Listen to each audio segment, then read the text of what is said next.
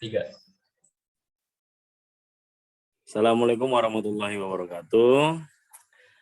Perkenalkan, saya Muhammad Hafiz Alatar dan juga rekan saya. Nama saya Faris Nugraha. Ya, di sini kami akan mempresentasikan tentang sistem operasi.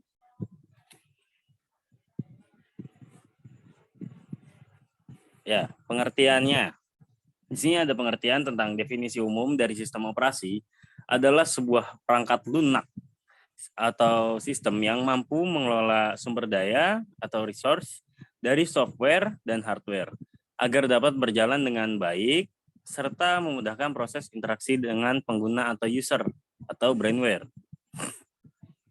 Selanjutnya, ya di sini ada sejarah sistem operasi ya.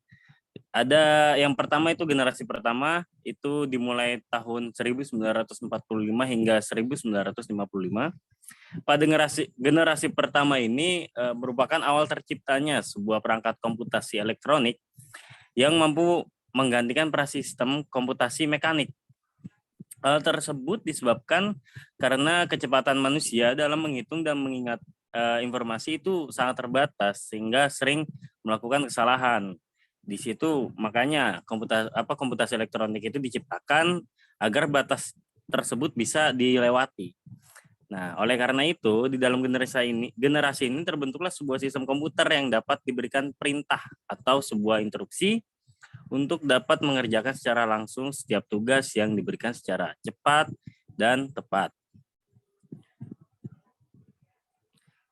Lalu ada generasi kedua yang dimulai pada tahun 1955 hingga 1965.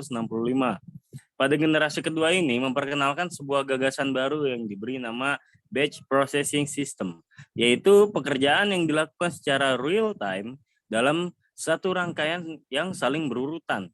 Pada generasi ini belum menggunakan sistem operasi khusus, namun masih menggunakan fungsi dari operating system yang dinamakan IBSYS dan FMS. Dan lanjut pada generasi ketiga yang dimulai dari tahun 65 hingga tahun 80. Generasi yang selanjutnya masuk pada perkembangan yang sudah cukup advance, di mana sistem operasi digunakan untuk kebutuhan banyak pengguna sekaligus dengan melakukan komunikasi secara online, sehingga dapat mendukung proses multi-user dan multi-program atau multi-programming, atau bisa disebut dengan banyak program sekaligus. Lalu ada generasi keempat yang dimulai pada tahun 80 hingga sekarang. Berarti sampai sekarang nih kita masih menggunakan pada generasi keempat atau 4.0.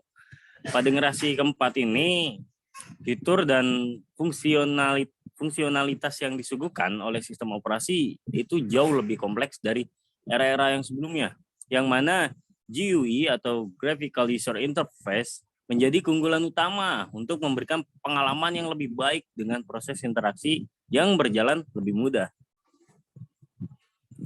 Lalu ada fungsi sistem operasi. Yang pertama ada memory management. Manajemen memori terbagi menjadi dua fokus utama, yaitu primary memory dan main memory, di mana primary memory merupakan kebutuhan penyimpanan yang diutamakan seperti RAM.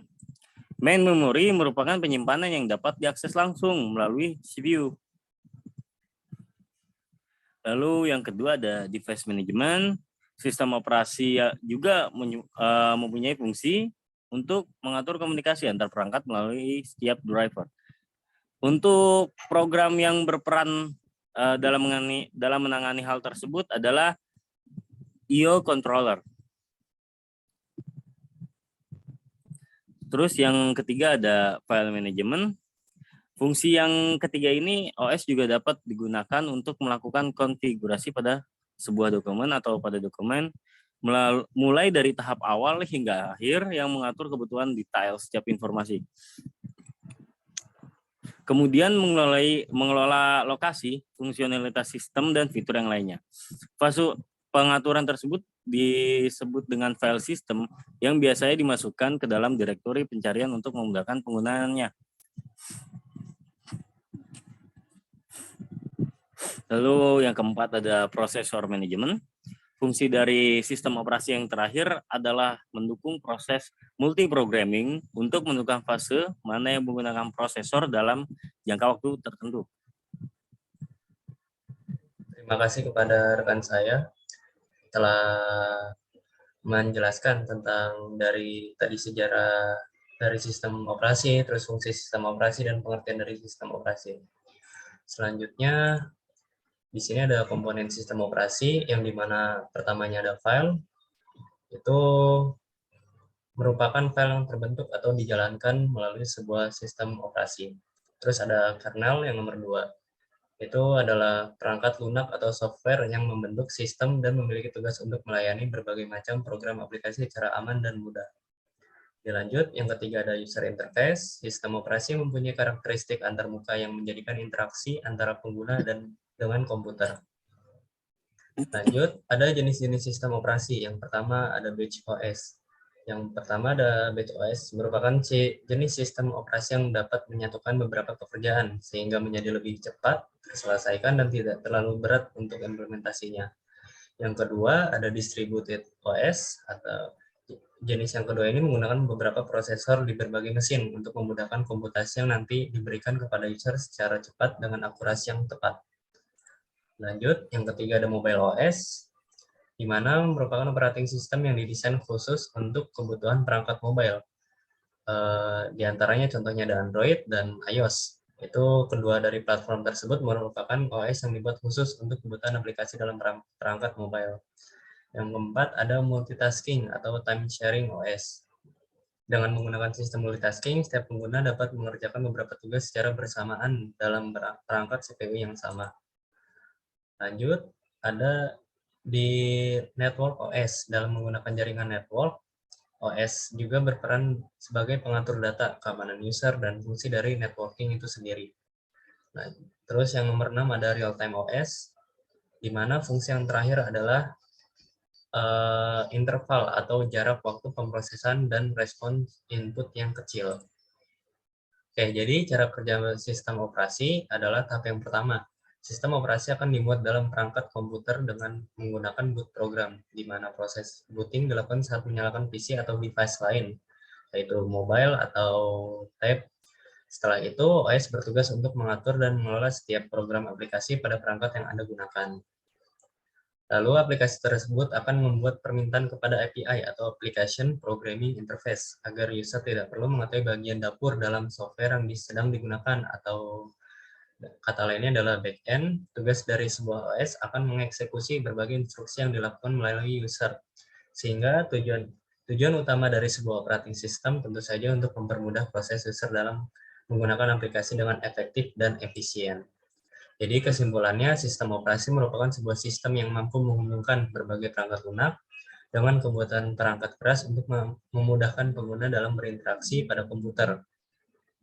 Dan yang kedua, dalam proses implementasinya terdapat berbagai jenis OS yang digunakan berdasarkan cara kerja masing-masing.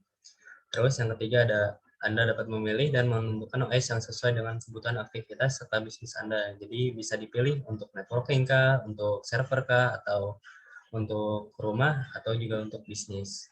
Oke, sekian yang bisa saya jelaskan. Saya kembalikan kepada moderator. Silakan. Ya, terima kasih untuk rekan saya, Faris Nugraha. Jadi itu adalah presentasi yang telah kami lakukan. Untuk lainnya, jika ada salah-salah kata, kami mohon maaf. Wassalamualaikum warahmatullahi wabarakatuh.